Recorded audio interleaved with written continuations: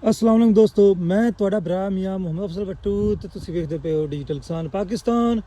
ਕਿਸਾਨ ਵੀਰ ਭਰਾਓ, ਸਾਡੇ ਪਾਕਿਸਤਾਨ ਦੇ ਜਿਹੜੇ ਕਿਸਾਨ ਨੇ ਇਹਨਾਂ ਤੇ ਬਈ ਜ਼ਿਆਦਾ ਹੀ ਕੁਝ ਸਖਤੀ ਹੈ। ਅੱਲਾਹ ਤਾਲਾ ਖੈਰ ਕਰੇ। ਇਹ ਜਨਾਬ ਮਕਈ ਦੀ ਫਸਲ ਹੈ, ਚੈੱਕ ਕਰੋ ਸਿੱਟਾ ਲੱਗਦਾ ਪਿਆ ਹੈ।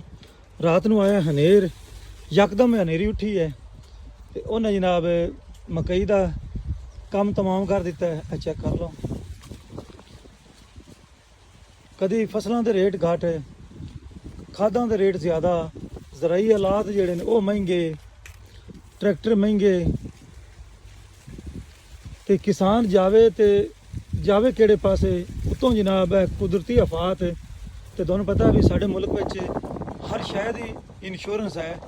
ਅਗਰ ਤੁਸੀਂ ਮੋਟਰਸਾਈਕਲ ਲੈ ਲਓ ਬੈਂਕ ਤੋਂ ਕਿਸ਼ਤਾਂ ਤੇ, ਕਾਰ ਲੈ ਲਓ, ਟਰੈਕਟਰ ਲੈ ਲਓ ਤੇ ਪਹਿਲੇ ਜਨਾਬ ਉਹ ਤੁਹਾਡੀ ਇੰਸ਼ੋਰੈਂਸ ਕਰਨਗੇ। ਲੇਕਿਨ ਅਫਸੋਸ ਸਾਡੀ ਜਿਹੜੀ ਹੈ ਕਿਸਾਨਾਂ ਦੀ ਜਿਹੜੀਆਂ ਫਸਲਾਂ ਨੇ ਉਹਦੀ ਇੰਸ਼ੋਰੈਂਸ ਸਾਡੇ ਮੁਲਕ ਵਿੱਚ ਕੋਈ ਨਹੀਂ ਹੈਗੀ, ਨਾ ਹੀ ਕੀਤੀ ਜਾਂਦੀ ਹੈ। ਅਗਰ ਹੋਵੇ ਤਾਂ ਫਿਰ ਜਨਾਬ ਜਦੋਂ ਕੁਦਰਤੀ ਆਫਤ ਆਉਂਦੀਆਂ ਨੇ ਕਿਸਾਨਾਂ ਨੂੰ ਕੁਛ ਨਾ ਕੁਛ ਉਸ ਦੇ ਮੁਤਬਾਦਲ ਰਿਲੀਫ ਮਿਲੇ। ਬਾਕੀ ਜੀ ਅੱਲਾ ਖੈਰ ਕਰੇ ਸਾਡੇ ਕਿਸਾਨਾਂ ਤੇ ਸਾਡੇ ਮੁਲਕ ਤੇ ਦੁਆਈ ਕੀਤੀ ਜਾ ਸਕਦੀ ਹੈ।